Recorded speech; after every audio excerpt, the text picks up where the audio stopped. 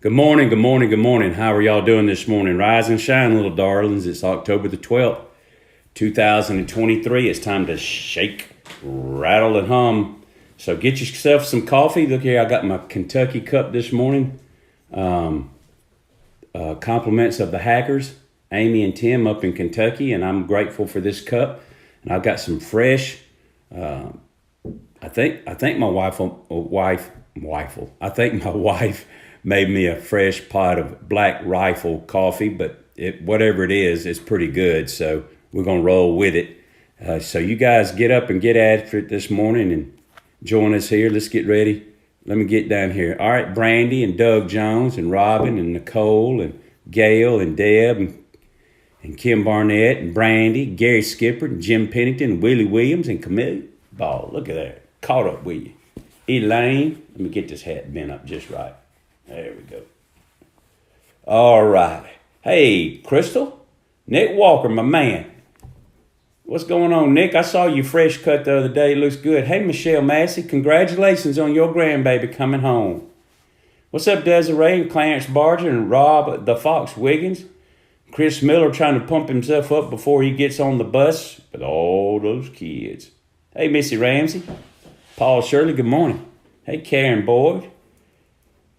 How you doing, Karen? Good to see you. Hey, Alexa. Hey, Alexa, you know who?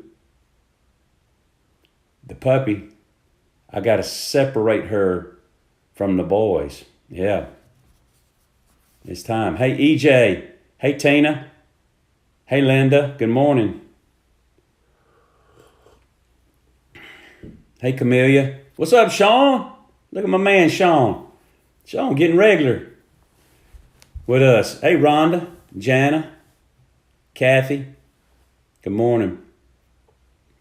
Jim Mathis. While other people are logging on, I have a friend, a couple of friends. They're married.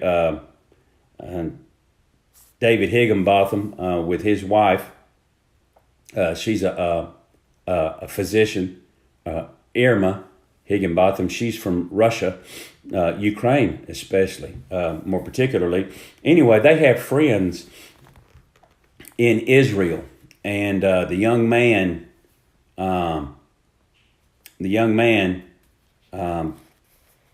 has reported for duty and has gone to war.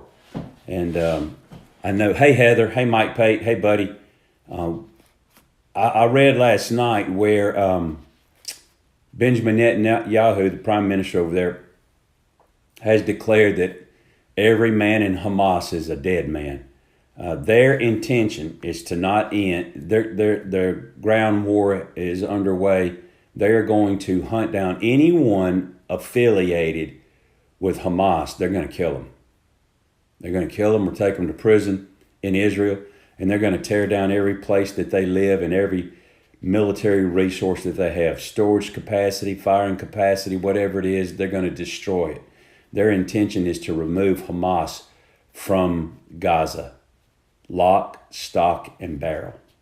So it's not over till it's over. And I don't think Hamas had this in factored in that Israel was going to be, and they Hamas went on television saying that if Israel wants their hostages back, they're going to they're not going to negotiate till they stop the ground war. Listen, Israel's not going to address negotiating for terrorists, negotiating for hostages until they're done doing what they're doing. They're going to kill you, whoever you are. Woo! It's tough, man.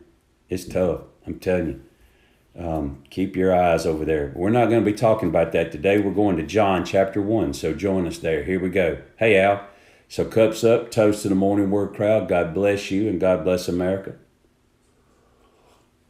Hey, Carol, and to all the ones whose names came up that I didn't call because I was talking, good morning to you too. Yeah, it's the hard stuff, Brandon. You tell them war's hell. Get some. I think Benjamin Netanyahu is going to be known. He's making his name known in the annals of history during this deal. All right, here we go. John chapter 1. John chapter 1. And let's begin with verse 35. Again, the next day, John stood with two of his disciples. And looking at Jesus as he walked, he said, "Behold, the Lamb of God." The two disciples heard him speak, and they followed Jesus. Then Jesus turned, and seeing them following, said to them, "What do you seek?" Now, there's so much good stuff in here, but I'm bypassing a lot of stuff that I want to talk about to get to something else, but man, this stuff is good right here. They said to him, "Rabbi," which is to say, when translated, "Teacher, where are you staying?" He said to them, "Come and see." They came and saw where he was staying and remained with him that day. Now it was about the 10th hour. That's about 4 p.m. in the afternoon. One of the two who heard John speak and followed him was Andrew, Simon Peter's brother. He first found his own brother Simon and said to him, "We have found the Messiah," which is translated the Christ. And he brought him to Jesus. Now when Jesus looked at him, he said, "You are Simon, the son of Jonah. You shall be called Cephas," which is translated a stone. Now, I'm not going to read any more so we can have a little bit of discussion here. But we see that it's most likely John here. Andrew and John are disciples of John the Baptist. They see Jesus walk by. John the Baptist identifies him, that is Jesus, as the Lamb of God that takes away the sin of the world. So Andrew and John, they leave John the Baptist and they start following Jesus. Jesus turns and asks them, "What do you seek?" This is the only point I'm going to make about that. We'll talk about it another day. And what he means by that is, why are you following me? He's looking for motive. That's important. All right. So they said, "Where are you staying?" He said, "Come and see." Now, as soon as they get to where Jesus is staying, Andrew immediately leaves and goes and finds his brother Simon, which we know to be Simon Peter. He goes and gets Simon and he says, "We have found the Messiah," which is translated the Christ. We have found the Messiah, and he brought him to Jesus. Now, when Jesus looked at him, he said, without any introduction, "You are Simon, the son of Jonah," or John, the son of John.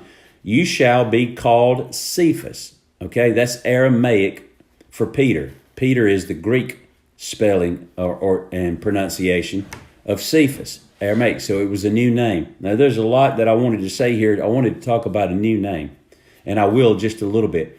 But the title of the morning word is the unseen move. Something happened here that we didn't see. We see the result of it, okay? We see the consequence of it, but we don't see it. Let's go back up, see if you see it. He said to them, "Come and see." They came and saw where he was staying and remained with him that day. Now it was about the 10th hour.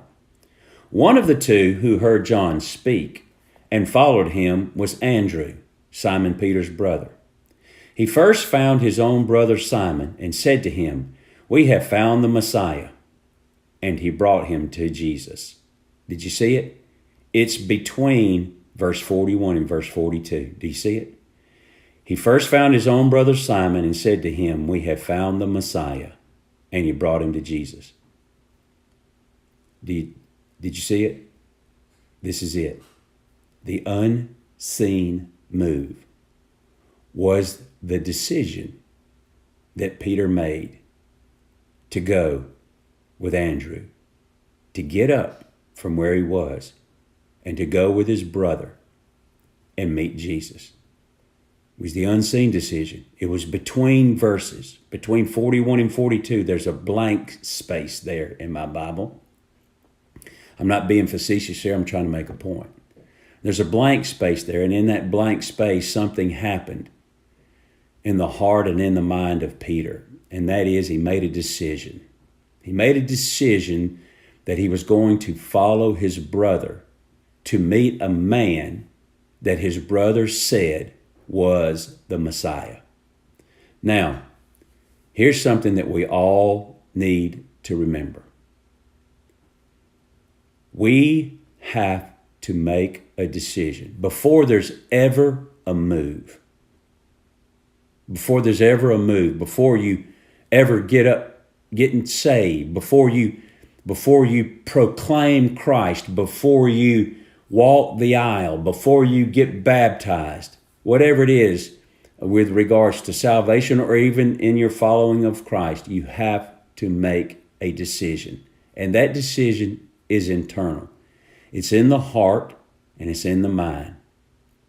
And that is, I'm going to follow Jesus. And this particular decision here was, I'm going to follow my brother to meet this Jesus.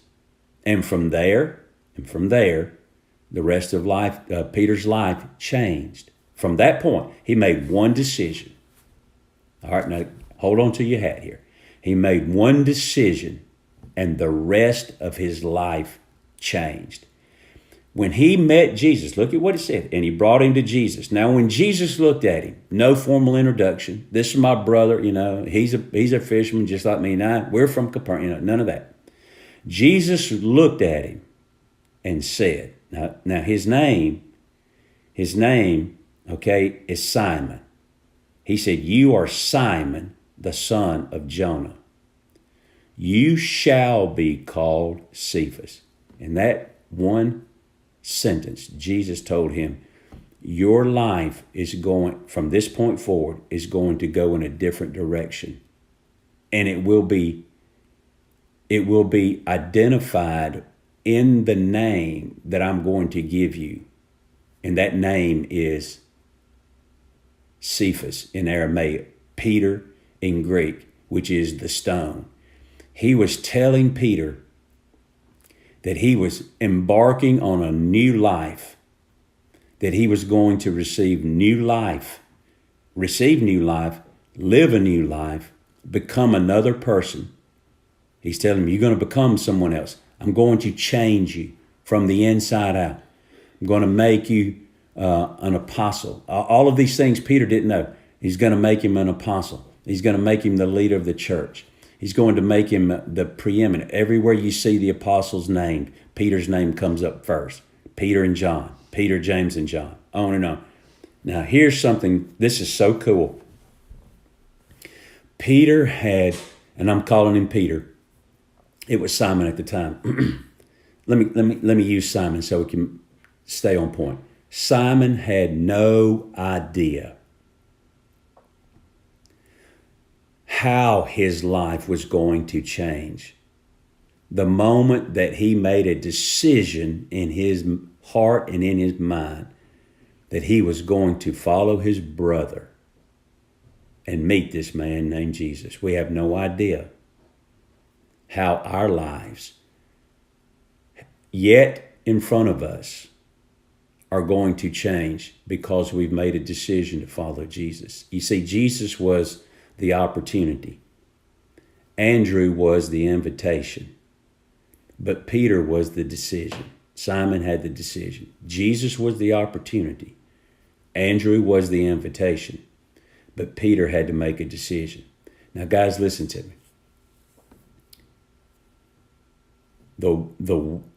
I'm not talking about now getting saved or anything like that. I'm talking to Christian people. Your future will not change until you make a decision that you are not going to stay where you are. That's what Peter said. I'm going to go check out this Jesus guy. And we'll see how that plays out. This is in his mind. I'm going to go check out this Jesus guy because I trust my brother. We'll see how this plays out. But I'm not staying here. Now, guys, that applies to so many things in our life. You say, man, I wish I could lose some weight. I wish I could. I wish I could learn a foreign language. I wish that I could go to Montana. I wish that I could visit Israel. I wish that I could get a better job. I wish that I had gone to school. to college. I wish that I could learn another vocation.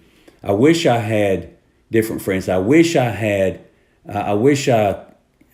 my own business. I don't know what it is. I'm just throwing stuff against the wall. If it sticks with you, let it stick. But here's what I know.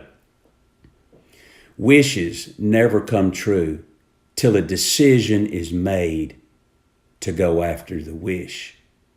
You got to make a decision that I'm not going to stay where I am. That certainly applies to our spiritual growth. You say, I wish I knew the word better. Pick it up. Make a decision. I don't know how this is going to go, but I know this. I'm not going to do tomorrow what I did today. Because if I do tomorrow what I did today, I'll get tomorrow what I had today. I want something new, so I'm on the move. I'm not staying here. I'm not staying here.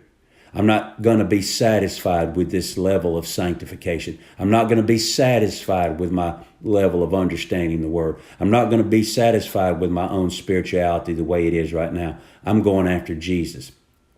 I'm going to do some new things. I'm not staying here. I'm going to be a better husband. I'm going to be a better mother. I'm going to lose some weight. I'm going to get my fat butt in shape. Or I'm going to get my skinny butt some food in me. I'm going to gain some weight. I'm going to take care of myself. I'm going to renew my mind. I'm going to start exercising my mind like I exercise my body. Okay? On and on and on. It doesn't change without a decision that I'm not going to stay here. I'm not going to stay here.